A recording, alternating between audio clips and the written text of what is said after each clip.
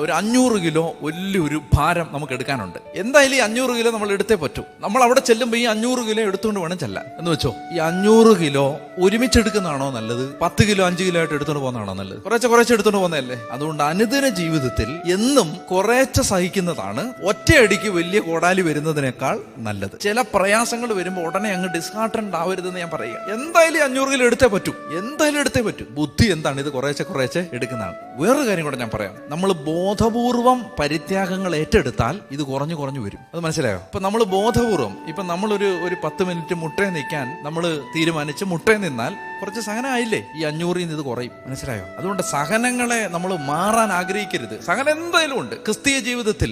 എന്താ പറയുന്നത്? തിമോത്തിയോട് പൗലോസ് പറയുന്നുണ്ട്, ക്രിസ്തുവിനെ പ്രതി, ക്രിസ്തുവിൽ വിശ്വസിക്കാൻ മാത്രമല്ല അവനെ പ്രതി സഹിക്കാനുള്ള അനുഗ്രഹം കൂടി നിങ്ങൾക്ക് കിട്ടിയിരിക്കുന്നു എന്നാ പറയുന്നത്.